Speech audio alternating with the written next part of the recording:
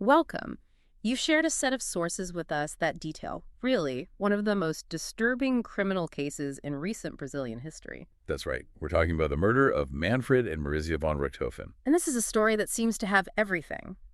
Extreme wealth, allegations of corruption, and an act of, well, a familial betrayal that's almost impossible to comprehend. It's absolutely crucial, I think, that we approach this material with the seriousness it deserves. The victims, Manfred and Marizia, deserve that respect. Of course. This is a truly tragic event in 2002. A parricide that didn't just shock São Paulo society, but really the entire country. So our mission here in this exploration of the material is to conduct a really objective, detailed analysis of the facts as they were presented. Exactly. A thorough look at the life, the crime, the legal fallout, and the subsequent life of the person at the center of it all, Suzane von Richthofen. Right. We're focusing on Suzane Louise von Richthofen, born in 1983. She was convicted for orchestrating the murder of her parents, cold-bloodedly. On the night of October 31st, 2002. And she didn't act alone. No, she had direct assistance from her boyfriend at the time, Daniel Cravinhos de Paula e Silva, and his older brother, Christian Cravinhos. This exploration is really about how a life of, immense privilege and expectation could just crumble into such profound violence. To really get a handle on the shock this crime caused, we have to first understand the social standing of the Richthofen family. Their wealth and status? Yes. The father, Manfred Albert von Richthofen, who's a German engineer, immigrated to Brazil, and he held a genuinely significant professional role. This wasn't just a good job. The source material says he was very high up in the public sector. He was the director of DIRSA. Which is the state-owned company in São Paulo that manages the highway system. That's it, a massive system. And his role within DIRSA, it wasn't minor. He was the chief engineer for the Mario Covas Goatway project, the Roto NL. A huge infrastructure project. Huge. It was designed to try and solve São Paulo's, notorious traffic problems. So this wasn't just a high-paying job. It was a position of real influence, controlling vast public funds. And his wife, Marizia von Richthofen, she also had a significant professional standing. She did. Marizia was a Brazilian psychiatrist. The sources note she was of Lebanese and Italian descent, and she had her own successful private practice. So they were a true power couple, in a way. In every sense. Educated, high-achieving, living in an affluent neighborhood, it was the picture of a successful, highly structured life. And then there's the famous name itself, von Richthofen. The sources suggest a distant link to the World War I flying ace. Right, the Red Baron. Did that connection actually mean anything in Brazil? I think it added a certain layer of, recognizable, almost aristocratic heritage, even if it was tenuous. In a country where European lineage can carry some cultural weight, the name itself just added to this perception of the family as established, prestigious. And it's that contrast, isn't it? The perfect exterior versus what was happening underneath. Exactly. That's what amplified the public's fascination. So this brings us to their finances. They had a substantial declared net worth, but the prosecution later suggested that was just scratching the surface. Their declared net worth was $5.5 million, which, in Brazil, in 2002, put them firmly in the upper echelons. Very wealthy. But the real complexity, as you said, begins with the prosecution's suspicions about Manfred's work at DIRSA. This is where the story takes an extraordinary turn.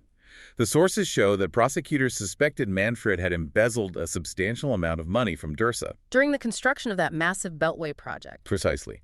They estimated the amount was at least 10 million euros, an astronomical sum that just dwarfed their declared wealth. And this allegation became central to the motive, didn't it? It did. The crucial detail here, which the sources really highlight, is where they believe that money was hidden. Swiss bank accounts. 2 separate Swiss bank accounts. Set up, prosecutors alleged, under Suzane's name on her 18th birthday. So if that's true, we're talking about a potential inheritance that's just orders of magnitude greater than what was publicly known. Exactly. And the source material is very clear about the prosecution's concern here. Legally, there might be nothing to stop Suzane from eventually accessing that money after she served her sentence. So this became a key part of their argument, that she wasn't just motivated by the $5.5 million, but by a fortune potentially 10 times that size, sitting offshore. It provided a powerful, if sinister, logic for the crime. And beyond the wealth, Suzane's own life was a reflection of this privilege. German high school, a clear path laid out for her. Absolutely. At the time of the murders, she was a law student at the Pontifical Catholic University of São Paulo, PUCSP. One of Brazil's best universities. Very prestigious, very traditional. So this background just sets up this incredibly violent clash between a daughter on a set path and her parents' attempts to keep her on it. And we should also mention her younger brother, Andreas. Yes. He was the only other child, and he became a key part, an unwitting part, of their attempt to cover up the crime. They used his innocence to build their fake story for the police. So the turning point, the shift from this very structured life to premeditated murder, it really began with her relationship. With Daniel Cravinhos de Paula e Silva. Yes. They met back in 1999. And the way they met sounds so innocent. It does. Daniel was teaching Suzane's younger brother how to fly model airplanes, a simple hobby that brought him into the family's orbit. And at first, the parents were okay with it. They were. They seemed to permit the relationship, maybe saw it as just a teenage thing. The sources say they even did things together, like a jiu-jitsu class. But that initial tolerance didn't last. It hardened into very strong disapproval. What was the core issue? The friction really came down to Daniel's background and what they saw as his lack of ambition. A class issue, essentially. I think so. Yeah. The Richthofens were all about professional achievement, education. Daniel, on the other hand, came from a working-class background. The sources are explicit that he refused to go to school or get a steady job. And there was a drug issue, too. Yes, he was a habitual marijuana user. For Manfred and Marizia, who had invested so much in Suzane's elite education, this was just completely unacceptable, a threat to her future. It's a common enough conflict, but in this case, it escalated to a lethal degree. It became a real clash of cultures and expectations. And it all came to a head in the summer of 2002. While the parents were away on vacation. That's when Suzane made a very drastic move. She had Daniel move into the family home. It was a clear act of defiance. So they came home to find him living there. That must have been the final straw for them. It was. When they protested, Suzane made what must have seemed like an outrageous counteroffer. She wanted them to buy her an apartment. A flat, yes. So she and Daniel could live together. She wasn't asking for permission anymore. She was demanding they finance her independence with him. And what was her father's response? It was a decisive, absolute no. Manfred told her she could do what she wanted. But only if she paid for it herself. Earn your own money. That's what he said. It drew a hard line. It denied her the means to get around their authority, and at the same time, it reminded her that she was completely dependent on them financially. So did they try any kind of mediation, family therapy, anything like that? The source material doesn't suggest that. It seems their patience was gone. Manfred's ultimatum was final. Daniel was not acceptable, and they would not fund their daughter's rebellion. So instead of accepting that, Suzane just continued the relationship in secret. And this is where that defiance starts to morph into something much darker. The sources indicate that the period between that summer and Halloween was when the planning began. The secret relationship, the pressure, the financial motive, it all started to converge. Yes. The fear of losing Daniel combined with the desire for the money. It seems she concluded that removing her parents was the only way to get the life she wanted. If we connect this back to that potential 10 million euros, the parents refused to buy her a flat, which is a major expense, but nothing compared to their full worth. That's a critical way to look at it. For Suzane, that refusal might have been the moment she realized she couldn't get the money in pieces. The only way to get the entire fortune was if they were gone. I think that's what the prosecution argued. Manfred's refusal showed her that the wealth was tied to his control, and she was the heir to those Swiss accounts. Removing the obstacle, her parents, was the cold, transactional solution to get everything she wanted. And it's that premeditation that makes it all so chilling. This wasn't a crime of passion. It was planned. The execution was on October 31st, 2002. A date chosen, perhaps, because they hoped the Halloween festivities might provide some cover. Let's walk through the steps. Suzane's role was crucial from the very beginning. She had to disable the house's defenses. She was the insider. First, she made sure her parents were asleep. Then, her most critical act, she disconnected the family's alarm system. From the inside? Yes, which is a huge giveaway for the investigators later. After that, she simply opened the door and let Daniel, who was 21, and his brother Christian, 26, into the house. And the sources say she didn't go upstairs with them. She waited. That's correct. She waited downstairs in the living room while the brothers went up to the master bedroom. The method of the attack was just brutal.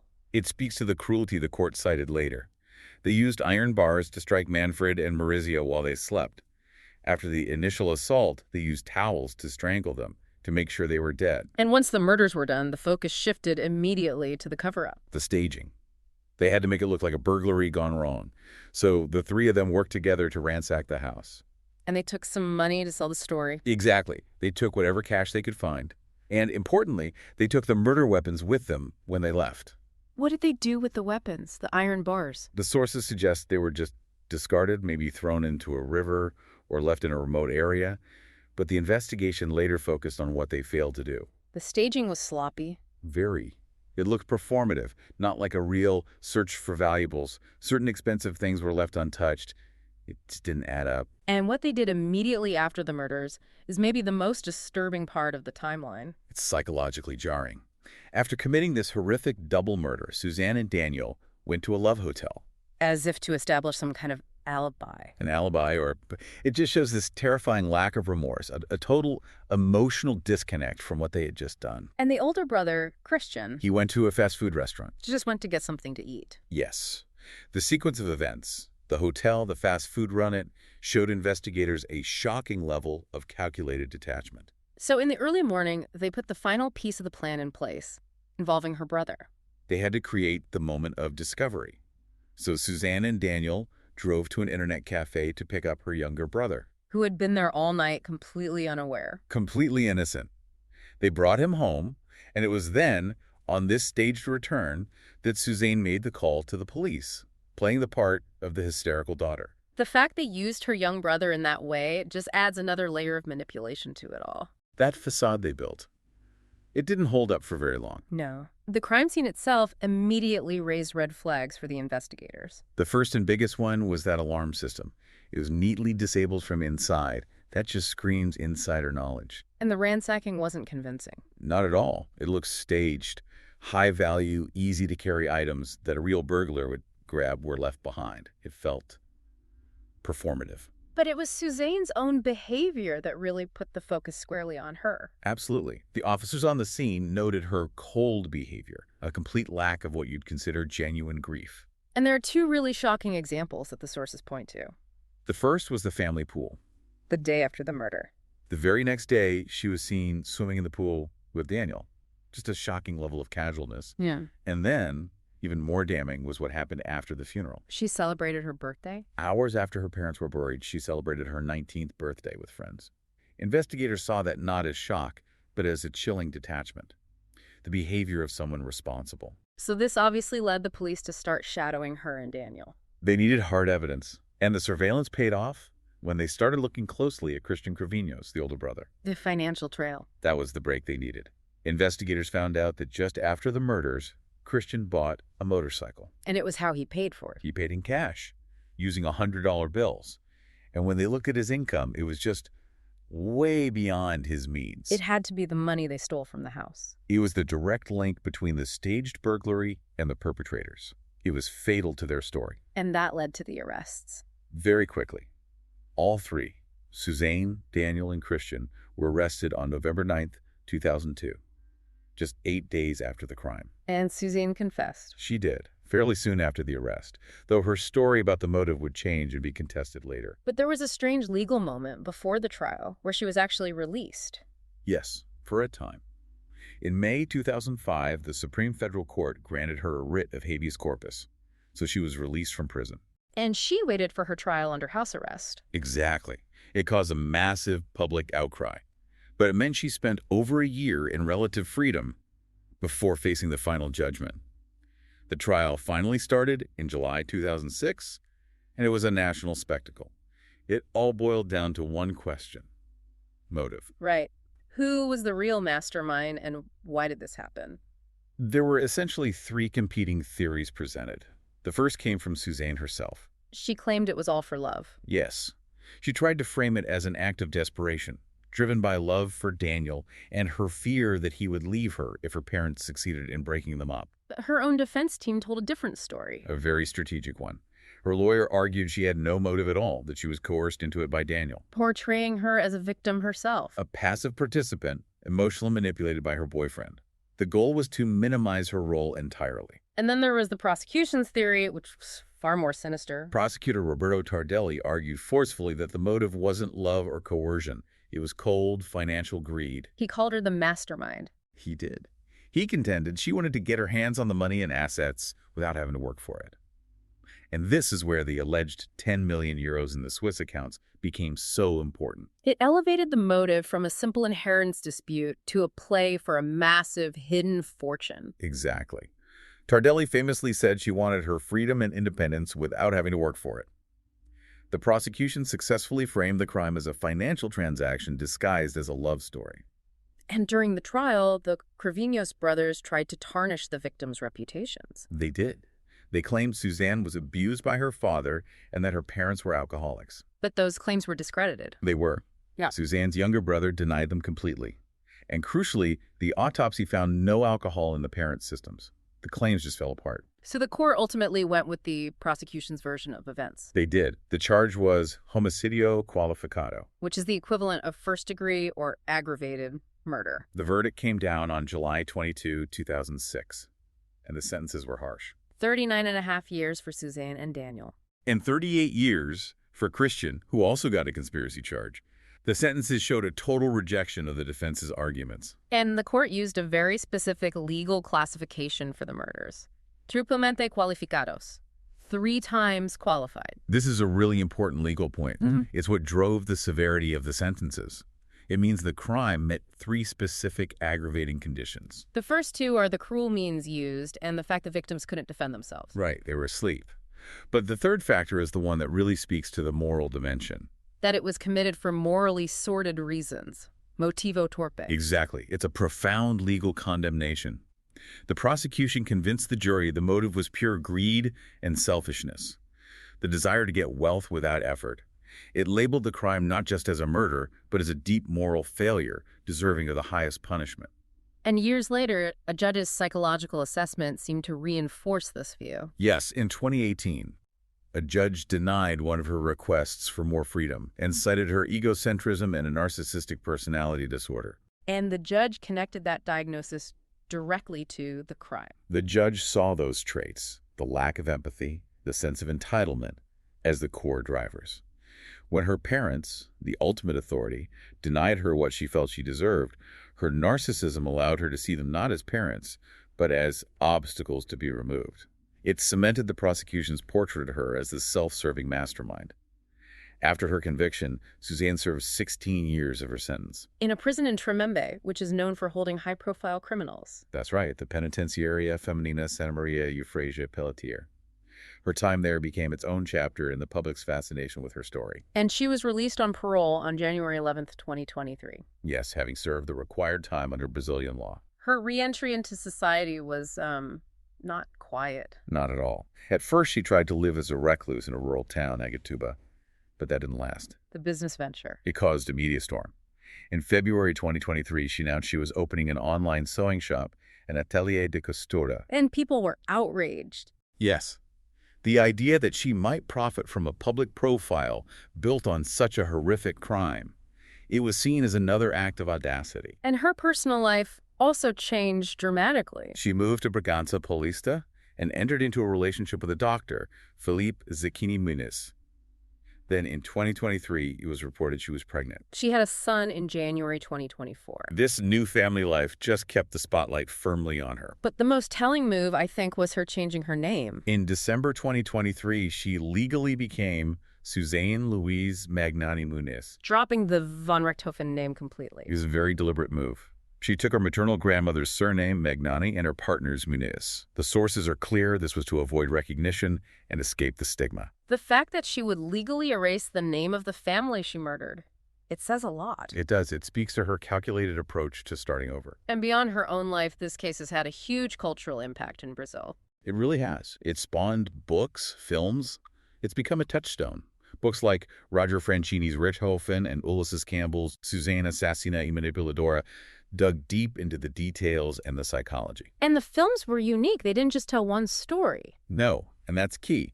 In 2021, they released 2 films at the same time.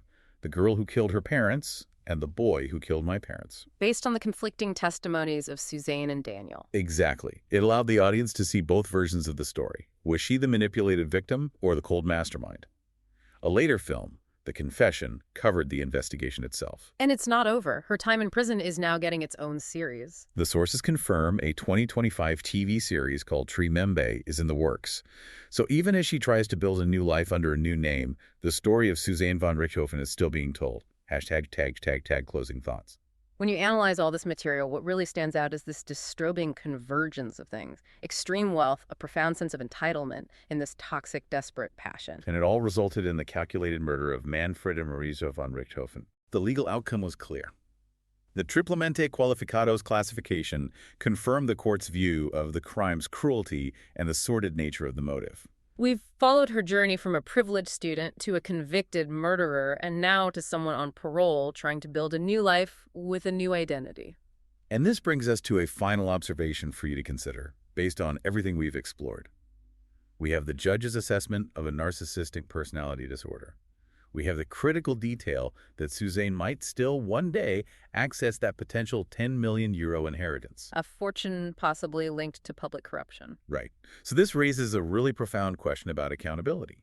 How does a justice system balance the needs of punishment and rehabilitation against public safety, especially in a case of premeditated parricide, committed by someone assessed as highly narcissistic who could potentially benefit financially from the very crime they committed? That is certainly a powerful and complex challenge to reflect upon, especially given the intricate web of facts revealed in this exploration of the source material. Indeed. Thanks for listening.